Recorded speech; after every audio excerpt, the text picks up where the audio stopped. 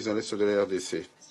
Monsieur le Président, Mesdames et Messieurs les membres du Conseil, combien de fois devons-nous nous réunir pour discuter de ces cycles prévisibles de violence? Depuis des mois, nous avons constamment vu le M23 et le Rwanda ignorer les cessez-le-feu, conquérir des territoires sous des faux prétextes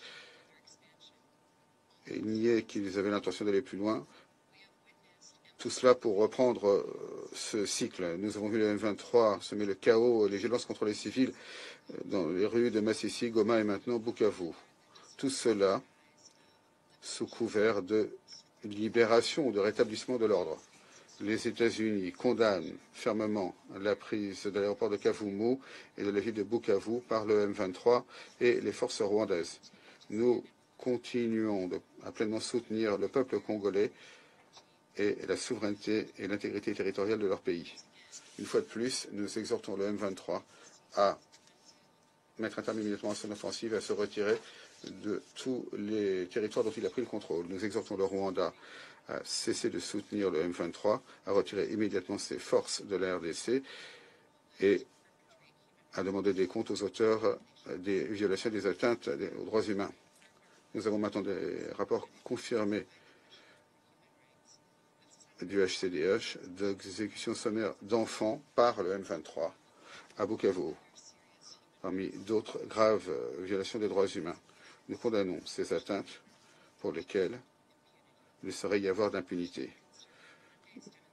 Nous avons observé avec préoccupation les manifestations de lundi aux bases de la MONUSCO à Goma. Nous restons extrêmement préoccupés de rapports fiables selon lesquels le M23, avec l'appui du Rwanda, orchestre ces manifestations qui, par le passé, ont tué des soldats de la paix et des civils. Nous condamnons toutes les actions qui nuisent aux soldats de la paix de l'ONU et qui entravent le mandat de la MONUSCO de protection des civils, qui est absolument essentiel en ce moment dans l'Est de la RDC.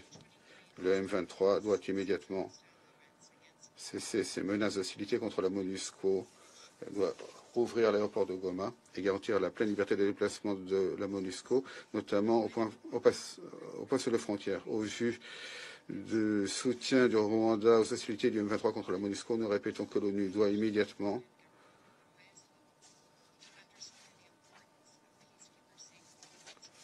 signifier aux dirigeants rwandais l'importance de la sûreté et de la sécurité des soldats de la paix. Sans changement dans le comportement du Rwanda, l'ONU doit révéler la capacité du Rwanda à participer de manière constructive au maintien de la paix de l'ONU. Nous appelons à la protection et la liberté de déplacement des civils qui recherchent la sécurité. Toutes les parties doivent respecter le droit les principes du droit international humanitaire, doivent mettre un terme aux attaques contre les infrastructures civiles et garantir un accès humanitaire sans entrave. Les actions du M23 et du Rwanda ont également créé des espaces permettant à d'autres groupes armés de mener leurs propres assauts de violence contre les civils congolais. Nous condamnons les dernières attaques atroces menées par la Codeco. Nous saluons la réponse rapide de la MONUSCO pour défendre la population contre de nouvelles violences. Ce conflit a également aggravé l'exploitation et les trafics dans l'est de la RDC, l'exploitation du secteur des minerais.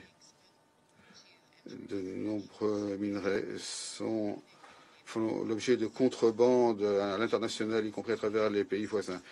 Nous exhortons la fin immédiate de l'achat des minerais dans les zones contrôlées par le M23, notamment dans les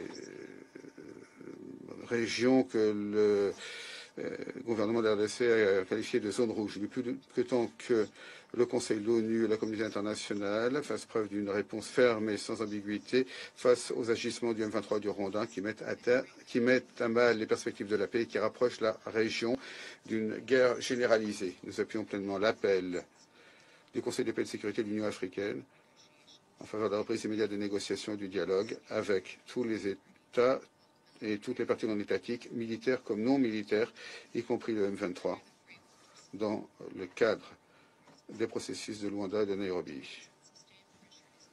Il faut faire pression de manière intense pour forcer le Rwanda à revenir à la table des négociations dans le cadre du processus de Luanda dirigé par l'Angola et devrait de bonne foi un règlement diplomatique au conflit dans l'est de la RDC.